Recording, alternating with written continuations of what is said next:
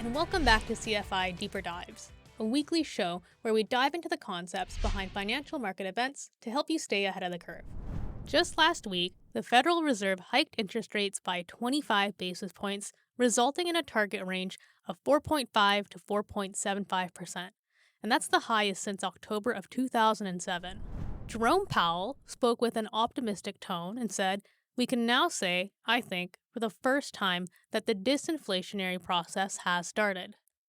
Now, it's important to note that the Fed still plans to hike rates in the future, with the market pricing in a 98.5% chance of a 25 basis point hike. Here we can see a notable jump in the S&P 500 in blue and the AGG in white following the meeting.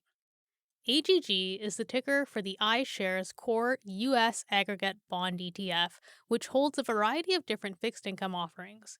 What's interesting, though, is that both the S&P and AGG rallied from the Fed meeting, but typically stocks and bonds are inversely correlated.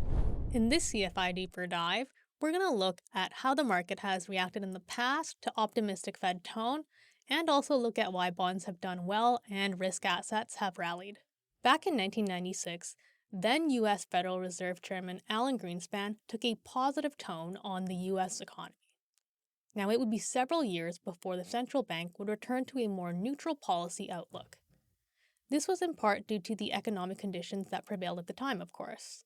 The U.S. economy was showing signs of strong growth, and unemployment was very low. However, with time, the economy started to slow down, and housing markets started to show signs of stress. And in response, the U.S. Federal Reserve decided to shift its policy to a more neutral outlook and eventually raise interest rates in order to prevent inflation. The next Fed chair in 2006 was Ben Bernanke. When he took an optimistic tone and outlook on the economy, he also indicated that he would continue to raise interest rates, and stock markets reacted positively. In part, this was investors signaling that they saw strong economic growth and low unemployment as good signs of an economy recovering well from a financial crisis. Now, it takes several years before the central bank would move to a more neutral policy outlook. Another example of this was in 2014 when Janet Yellen was appointed the position of Fed chair. During her tenure, she had an optimistic tone on the U.S. economy and indicated that the central bank would wind down its massive bond buying program. Investors took this as positive news, and stock markets reacted positively. They took this as a signal that the U.S. economy was well into its recovery and that the central bank was confident in its ability to manage monetary policy. So as we can see, that transitionary period where we move from an optimistic policy outlook to a more neutral one has taken several years in the past.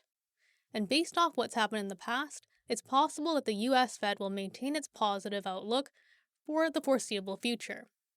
But of course, we have to consider that we can't control change. So changes to the global economic environment, changes to monetary policy, geopolitical events that are completely unpredictable, even corporate earnings, these are all things that can very dramatically and quickly change that timeline where we're moving from an optimistic policy outlook to a more neutral one. Now, contrary to popular opinion, it's worthwhile noting that while stock and bond markets tend to move in opposite directions and have a generally negative correlation, this relationship doesn't always hold true. This relationship often breaks down during periods of economic uncertainty and overall market volatility. It'll be driven by things like changes in overall market sentiment, economic outlook, and changes to monetary policy. Jerome Powell's optimistic tone has to be seen through this type of lens, resulting in capital inflows in both bond and stock markets. Now, if you're interested in learning more about economic events, monetary policy, and central banks, I highly recommend that you check out our free course called Economics for Capital Markets, linked here. Thanks for tuning in to this week's CFI Deeper Dives, and I will see you on the next one.